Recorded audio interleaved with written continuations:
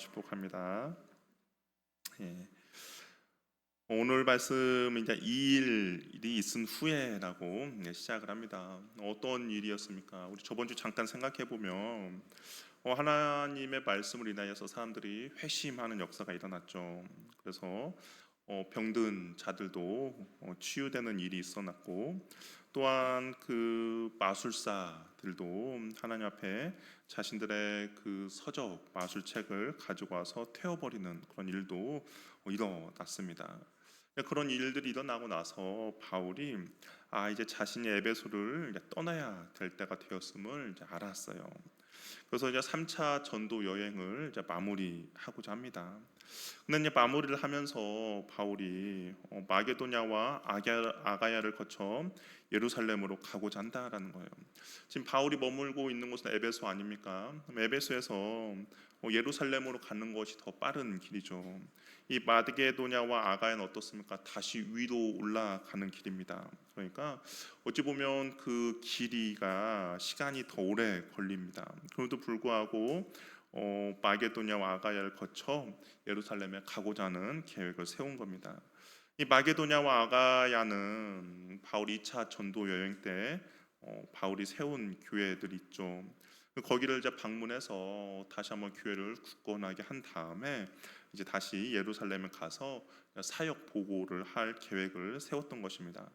또 이게 바울이 이런 계획을 세웠던 이유는 지금 예루살렘에 큰 흉년이 들었다는 소식을 있었고, 그리고 그 마가야와 마게도냐와 아가야의 이방 교회가 이제 헌금을 모았어요. 그리고 그 헌금을 이제 모아서 다시 예루살렘에 이제 전달해주고자 그런 계획을 세운 겁니다.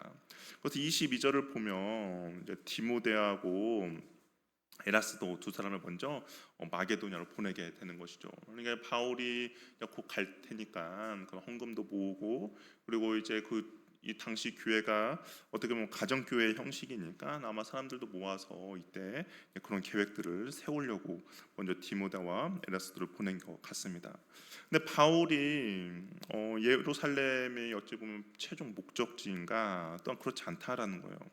바울이 예루살렘 3차 전도여행을 마치고 또 바울이 가고자 했던 곳이 있는데 바로 이 노마라는 곳입니다. 그렇죠. 오늘도 보니까 내가 노마도 보아야 하리라라고 이야기를 하고 있어요. 우리는 그냥 이 바램, 나 그냥 노마에 가고 싶어라는 그런 뉘앙스로 읽혀줄 수도 있겠지만, 근데 이제 뭐 영어 성경이나 아니면 원문 성경을 보면 나는 반드시 노마에 가야 한다라는 강한 결심을 하고 있다라는 것이죠. 그렇다면 왜 바울은 이 노마를 꼭 가고 싶어 하는 것일까? 우리 노마서 15장 27절, 28절 말씀을 한번 같이 읽어보도록 하겠습니다. 노마서 15장 27절, 28절 말씀입니다. 한번 읽어볼게요. 시작.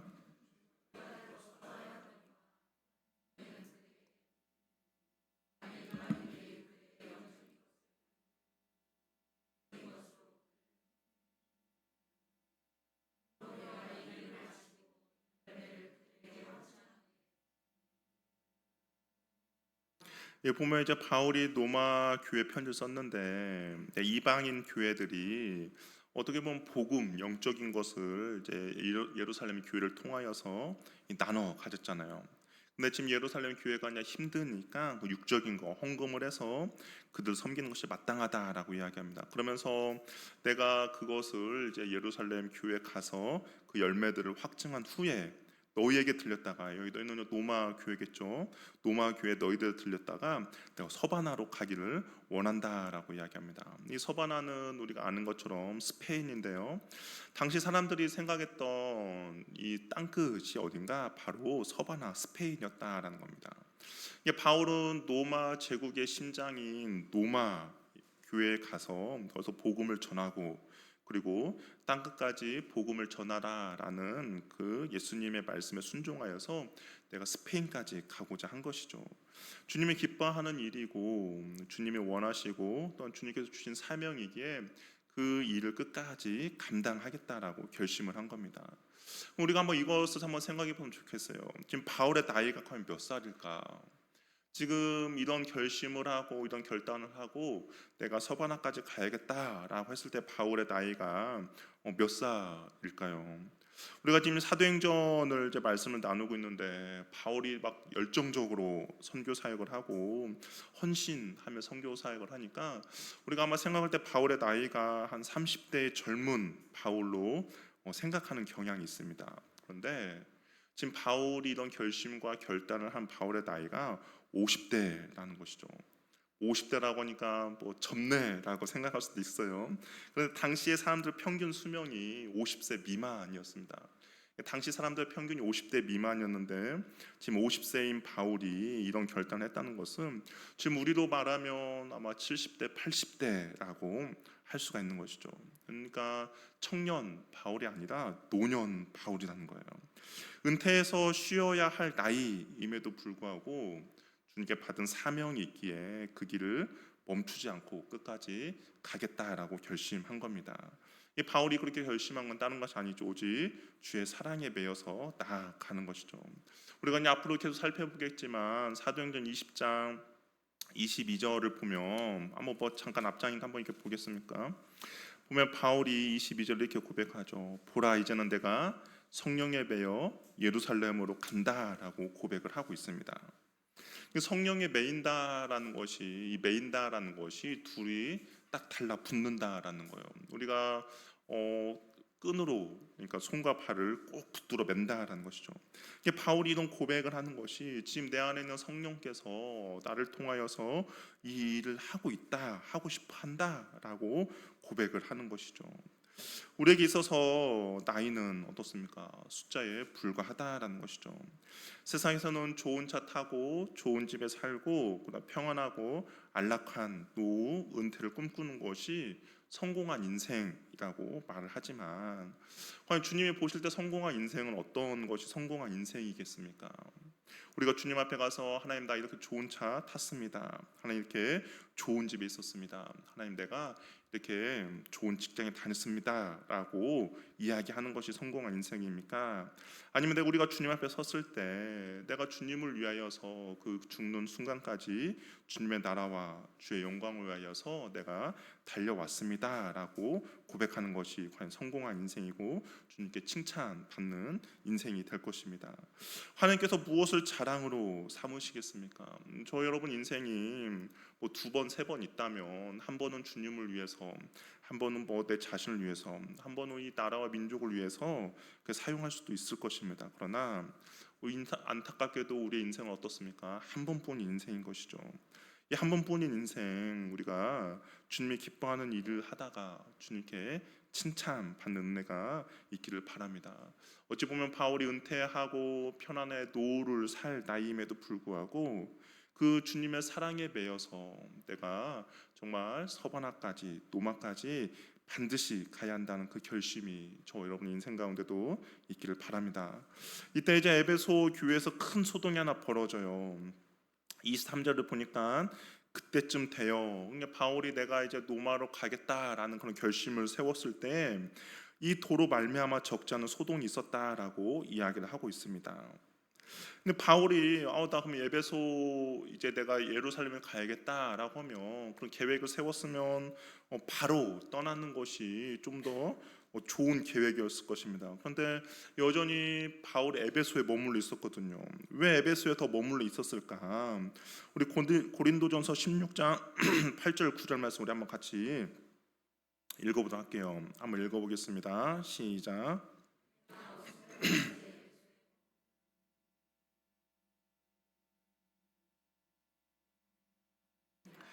그러니까 바울이 에베소 지역에 좀 더 머물러 있으려고 했는데 그 이유가 무엇이냐면 에베소 가운데 광대하고 유효한 문이 열렸다라고 이야기합니다. 왜냐하면 이 에베소 지역은 5월 달이 되면 아데미 신을 섬기는 제사가 이 지역 가운데 전체로 다 열리게 돼요. 뭐 우리 크리스마스 한다면 우리나라 전체가 다 그런 게 있고 뭐 석가탄신일도 마찬가지 아닙니까? 나라 전체가 어떤 혜택을 보는 그런 것도 있는 거죠. 근데 에베소 지역은 5월이 되면 아데미 신을 섬기는 그런 제사가 이제 벌어집니다. 그러면 아시아에 있는 모든 나라에서 이 아데미 신을 섬기기 위해서 에베소로 몰려오죠. 바울은 이 시기에 맞춰서 사람들에게 복음을 전하고 떠나고자 한 것이죠. 왜냐하면 가만히 있어도 사람들이 몰려왔는데 이 사람들에게 복음을 전한다면 얼마나 큰 유익이 되겠습니까? 그래서 이제 좀 더 기다리고 있었던 것이죠. 그런데 이제 많은 사람들이 오면 어떤 일이 벌어집니까? 뭐 당시에 식당이라든지 뭐 숙박업소라든지 기념품 상점들은 대목을 맞이하게 되는 것이죠. 특별히 상점에서는 은으로 이제 아데미 여신의 모형을 만들어서 팝니다. 그리고 그것이 뭐 값비싼 것이었기 때문에 사람들이 이것을 이제 부적처럼 사용하게 되는 거죠. 그것이 이제 사람들이 어떻게 보면 그 아데미 제사를 드리는 그 기간 동안에 사람들의 큰 이제 수익을 이제 얻게 되는 것입니다. 근데 이것을 이제 팔아서 생계를 유지하며 평안하고 안락한 삶을 사는 사람들 어떤 조합들이 있겠죠. 근데 그 조합원들 중에 한 명, 오늘 본문에는 더메드리오라고 하는데 이 사람이 이제 사람들을 선동하기 시작한 겁니다. 어떻게 선동하냐? 에베소에서 이제 말씀이 부흥 일어났죠. 이게 마술사들이 그 책들을 와가지고 다 불태웠습니다. 이제 사람들이 변화되고 그런 일들 벌어지고 있는 거예요. 근데 이제 더메드리오가 보니까 아데미 여신을 위한 축제가 곧 있으면 벌어지는데 사람들이 이 하나님의 말씀 가운데 빠져서 축제에 이제 소극적이 되면 어떻게 되겠습니까? 그 축제가 망하는 것이죠. 망하게 되면 어찌 보면 정말 그들에게 있어서 1년 농사가 다 망치는 겁니다. 그런 것들을 바라보면서 기다렸던 사람들에게 있어서는 정말 큰일이죠. 그래서 25절 말씀 우리 한번 읽어보도록 하겠습니다. 25절 한번 읽어볼게요. 시작.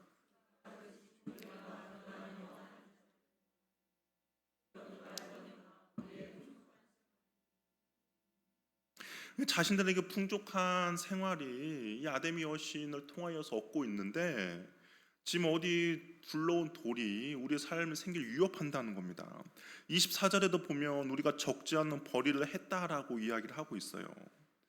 그러니까 이런 자신들의 삶의 근간이 흔들리는 그런 일이 벌어진 것이죠. 그런데 더메드리오가 강조하고 있는 것은 다른 것이 아닙니다. 뭐예요?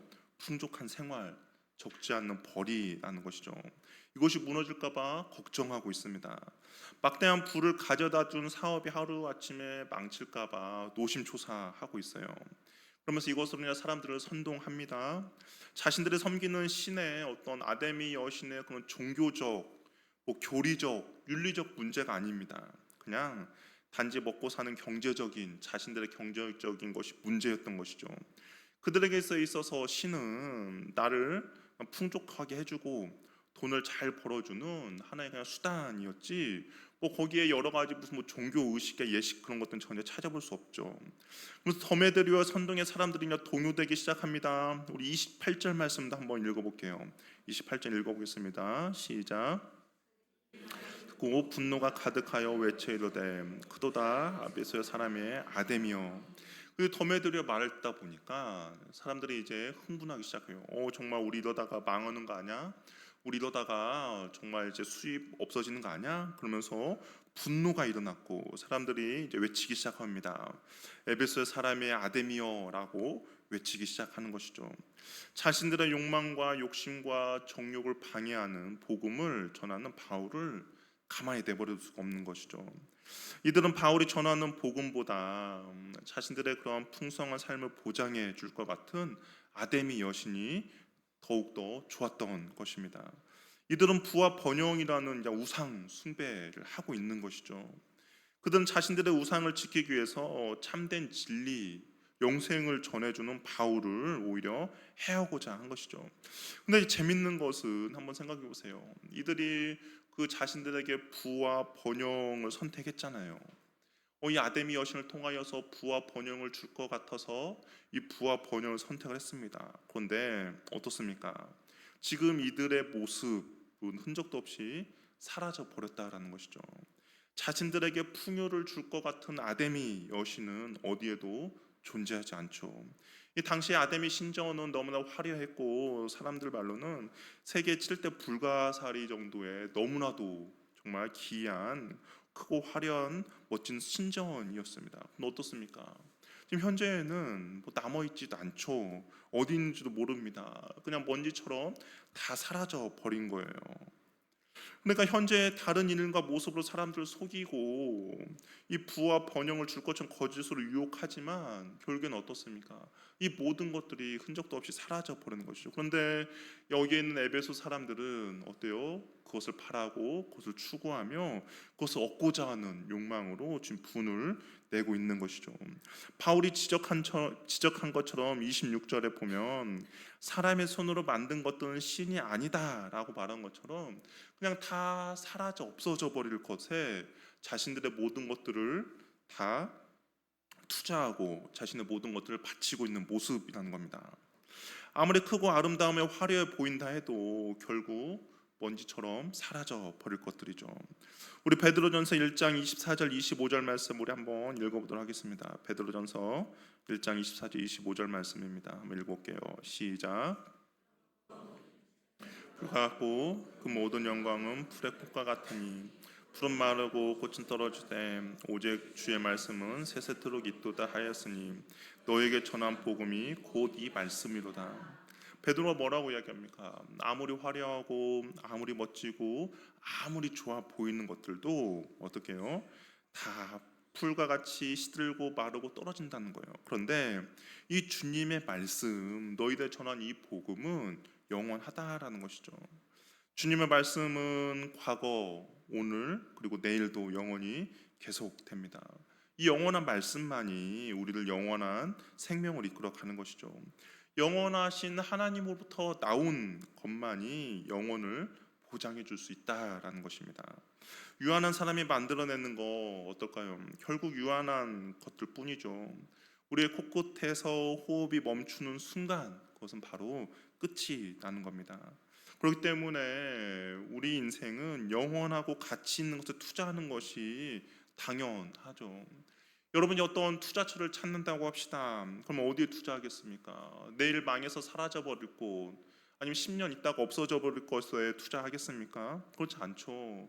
정말 영원하고 더욱더 굳건하며 정말 내 투자할 가치가 있는 곳에 투자하는 거 당연한 거 아니겠습니까? 그런데 우상에 빠진 정욕과 욕심과 욕망에 빠진 사람들은 그 영원한 가치에 투자해야 한다는 걸 알면서도 어떻게 합니까? 그 자신의 정욕과 욕심과 욕망에 빠져서 어리석은 행동을 한다라는 것이죠. 어떻게 보면 에베소에 있어서 지금 더메데리오의 그 선동에 빠져 있는 사람들의 모습이라고 할 수가 있는 것이죠. 바울은 2년 반 동안 하나님의 말씀을 복음을 전했습니다. 영생의 말씀을 전했어요. 근데 많은 사람들이 거기에 영생의 말씀을 받아들이고 돌아서서 영생하는 것에 투자를 했지만 여전히 그 바울이 옆에서 말씀을 전했음에도 불구하고 그냥 코끝에서 호흡이 멈추면 사라져 버릴 것 같은 먼지처럼 없어져 버릴 것 같은 그 어리석음에 빠져 있는 안타까운 사람들인 것이죠. 바울이 이 소동의 주범, 사람들이 이 소동의 주범 바울을 찾고자 했지만 바울을 찾을 수가 없었어요. 그래서 어떻게 하냐? 바울과 함께 다니던 마게도냐 사람 가이오와 아리스다고를 붙들어 영국장으로 끌고 들어갑니다. 바울의 동역자인 가이오와 아리스다고를 완력으로 낚아채고 어찌 보면 일종의 인민재판을 벌이기 위해서 끌고 간 것이죠. 에베소 전 지역에 난리가 났어요. 사람들이 이제 소문이 퍼졌겠죠. 야, 저기 지금 난리 났다. 이 아데미 신을 섬기는 사람들 바울을 찾고 난리가 났어라고 에베소 전 지역에 난리가 났습니다. 바울이 이 사건을 모를 리가 없죠. 그 자초지종을 파악한 바울이 이제 극장으로 들어가고자 했는데 제자들이 말렸어요. 바울을 타겟에서 일어난 소동이기 때문에 바울이 아마 그곳에 들어간다면 더 걷잡을 수 없는 일이 벌어질 것입니다. 그래서 바울을 말리는 제자들 사이에 밀고 당기는 일이 벌어집니다. 근데 이게 바울 제자뿐만 아니라 31절 보니까 아시아의 관리인 바울의 친구인데요. 아마 에베소 지역의 어떤 고위직이었겠죠. 근데 그도 전가를 보내요. 급히 보냈을 것입니다. 바울을 절대로 극장 안에 들여보내지 말라라는 전가를 보낸 겁니다. 극장 밖에서 바울과 제자들이 옥신각신하고 있을 때 나는 들어가야겠다, 안 됩니다, 들어가면 안 됩니다 라고 옥신각신하고 있을 때 과연 극장 안에서는 어떤 일이 벌어지고 있을까? 우리 32절 말씀 한번 읽어볼까요? 32절 읽어보겠습니다. 시작.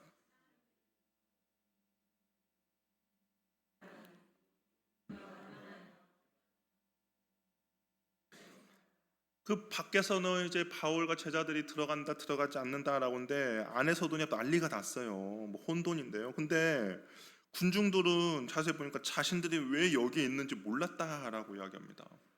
그러니까 사람들이 가니까 뭣도 모르고 이렇게 쫓아왔는데 왜 여기 왔는지도 모르고 또 서로 각기 구호를 외치고 있는 거예요. 자신들이 여기는 어디고 나는 무엇인가 막 그런 상황이 벌어지고 있는 것이죠. 자신들을 소리치고 지르는 까닭이 무엇인 영문을 몰랐습니다.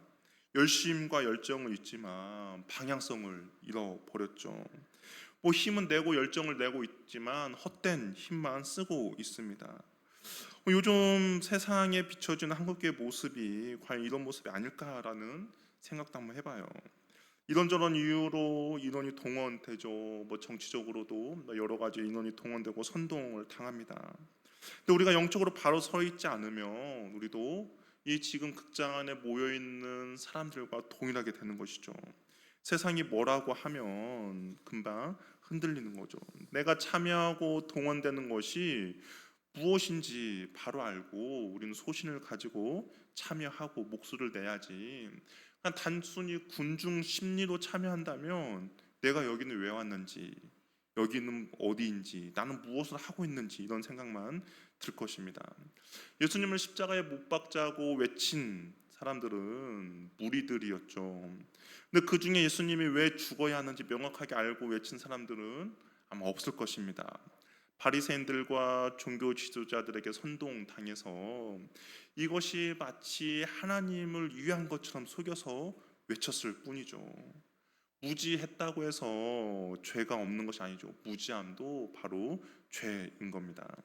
우리에게 있어서 속도보다 중요한 것은 방향성이죠. 얼마나 빨리 가느냐보다는 얼마나 바른 방향으로 가는 것이 중요합니다.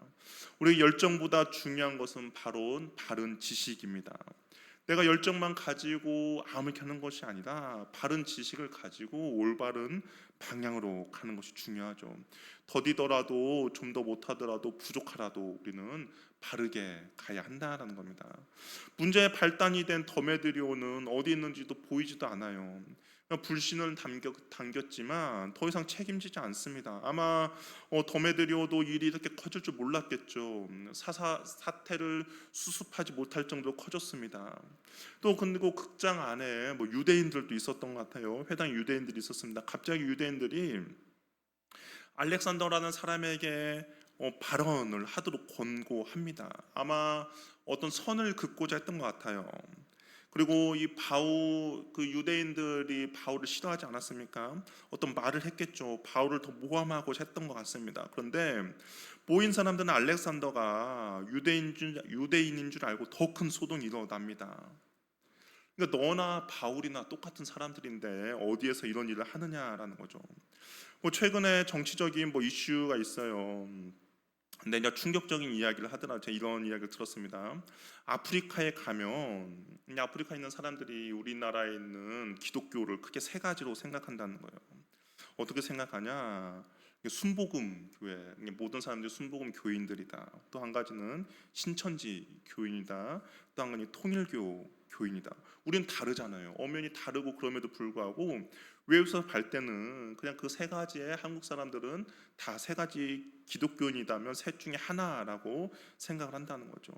세상의 사람들이 그렇게 바라본다는 거죠. 여기 알렉산더도 뭔가 자신의 어떤 유대인들을 변호하고 그러려고 했지만 에베소에 있는 사람들은 너도 유대인인데 무슨 말을 할 거냐라고 하면서 오히려 더 큰 소동을 일으켰다는 거죠. 군중은 용납하지 않았다라는 거예요.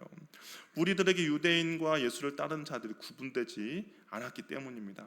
근데 이 알렉산더에 대해서는 우리가 잘 알지 못해요. 뭐 누구인가 그런데 모르는데 바울이 디모데 후서를 쓰면서 이 알렉산더 이름이 등장을 합니다. 근데 이 알렉산더가 이 알렉산더인가라는 모르는데 사람들 그래도 동일한 인물로 보는데 어떤 인물이냐면 구리 세공업자 알렉산더가 등장을 해요. 바울이 구리 세공업자 알렉산더를 이야기하면서 자신을 괴롭힌 인물로 지목했는데 아마 그 사람이지 않을까라고 우리가 추정을 한번 해볼 수가 있습니다.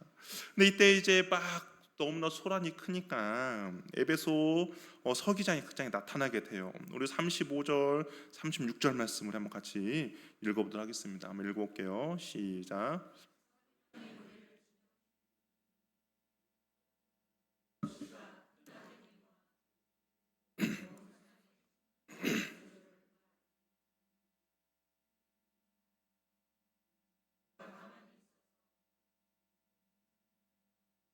에베소냐 서기장이 일어나서 이야기하죠. 근데 그들의 어떤 흥분과 그런 것들을 가라앉히기 위해서 하늘에서 떨어진 운석, 이게 하늘에서 어떤 에베소 지역에 운석이 떨어졌다고 해요. 근데 이제 운석이 떨어지니까 에베소에 있는 사람들이 이거 제우스 신이 하늘에서 내려준 어떤 신의 선물이다라고 생각을 한 겁니다. 그래서 그 신의 선물을 이제 아데미 신전에 모셔둔 거죠. 그래서 아데미 신과 함께 섬겼습니다. 그것이 사람들에게 입소문이 다 난 거예요. 야, 아데미 신전을 가면 제우스가 하늘에서 어떤 큰 선물을 줬어라고 이제 소문이 난 거죠. 그러니까 아시아에 있는 사람들은 이 에베소에 있는 사람들이 이 신전지기라는 것에 소문이 났고, 에베소에 있는 사람들은 제우스가 우리를 위해서 선물해 준 이것은 우리는 지키고 있어라는 그런 자부심을 지니고 있었습니다. 이 서기관 에베소 사람들에게 자부심을 지켜 세워주죠. 야, 너희들 그래도 나름대로 신전지기잖아. 그래서 그렇다면 그런 자부심에 걸맞는 행동을 해야 하지 않느냐라고 주문을 하는 것이죠. 그리고 이 가이오와 아리스다고가 아데미 신전의 기물을 훔친 것도 아니고 도둑질한 절도범도 아닌데 여기에 끌려올 만큼 잘못도 하지 않았다라는 것이죠. 그리고 만약에 너희가 어떤 고소할 일이 있으면 정해진 날에 총독에게 고소를 하고 이 정상적인 절차를 밟아서 그런 일을 진행을 해야지, 이렇게 사람들의 동요되고 그런 일이 있으면 어떻게 해? 라고 하면서 이제 서기장이 권면하고 있는 겁니다. 그러면서 나중에 정식으로 민회에 요청하라고 이야기해요. 이 민은 로마 제국의 도시에 일어나고 있는 모든 문제를 행정적, 사법적으로 논의를 하는 시의회를 말하거든요. 아무 까닭 없이 소요 사건을 내버려둘 경우 여러 사람들이 다칠 수 있음을 경고하면서 이 불법 집회에 관하여서 총독에게 보고할 자료가 없다라고 최종적으로 선언합니다. 그리고 그 모임을 이제 흩어지게 만드는 것이죠. 그럼 우리가 한번 이걸 생각해 봤으면 좋겠어요. 누가는 이 소동을 기록한 이유가 뭘까? 특별히 우리가 어떤 역사적인 그런 것도 아니잖아요. 바울이 등장해가지고 어떤 이야기를 설교를 한 것도 아닙니다. 그냥 어떤 한 사건이에요. 그럼 누가가 굳이 이 소동을 기록한 이유는 뭘까? 과연 이 출발점이 무엇인가? 한번 생각해 본 거죠. 이 출발점은 무엇입니까? 23절에 보면, 우리 23절 말씀 한번 읽어볼까요? 읽어보겠습니다. 23절 시작. 그때쯤 되어 이 도로 말미암아 적지 않는 소동이 있었으니, 이 소동의 출발점이 무엇입니까? 도인 거예요. 우리 길을 걷다 보면 있죠. 혹시 도를 아십니까? 만나본 적 있습니까? 도를 아십니까? 그런 묻는 사람이 있는데 원조는 뭐냐? 바로 기독교인 거죠. 여러분, 도를 아십니까? 여기서 말하는 도 아십니까? 모르시나요? 이 도는 하나님의 말씀이죠. 우리 19장 전체를 한번 쭉 생각해 보세요.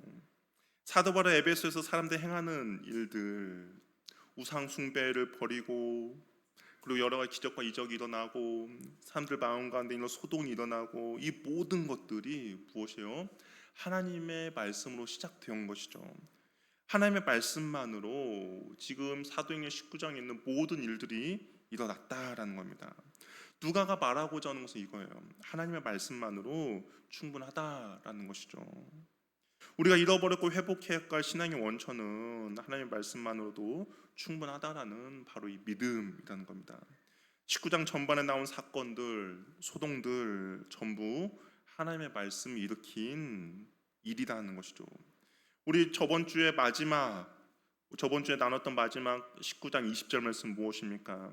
주의 말씀이 힘이 있어 흥하나여 세력을 얻느니라.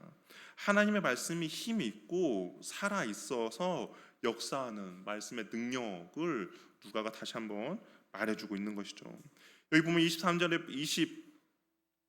보면 이 소동이라는 것이 어떤 의미냐면, 통 속에 물이 이렇게 들어있으면 그 물을 이게 막대기를 휘젓는 모양을 나타내는 그런 의미입니다. 어떻습니까? 우리 뭐 어떤 통을 놨던데 통이 오랫동안 사용하지 밖에 있는 통이 오랫동안 사용되지 않았어요. 거기에 여러 가지 흙먼지들이 막 먼지 쌓여 있겠죠. 뭐 겉으로 보기에는 잠잠해 보입니다. 근데 그것을 한번 휘저으면 어떻게 됩니까? 난리 나는 거죠. 밑에 있는 찌꺼기들이 다 올라오고 뭐 난리 나는 겁니다. 근데 이 소동이라는 단어가 바로 그런 의미인 것이죠. 이 말씀이 사람들의 마음속에 던져지니까 그 마음에 소동이 일어나기 시작했다라는 겁니다. 여전히 아담이 여신이 주는 번영과 성공을 따르며 살아가는 그런 가치관을 살아가고 있는 사람들에게 하나님의 말씀이 그 마음을 휘저어 얻는 거예요. 그러면서 무엇이 옳고 그른지 바로 알 수 있는 그런 일들을 말씀이 벌어지게 한다라는 것이죠. 하나님의 말씀이 세상의 욕망을 흔들어 버리는 겁니다.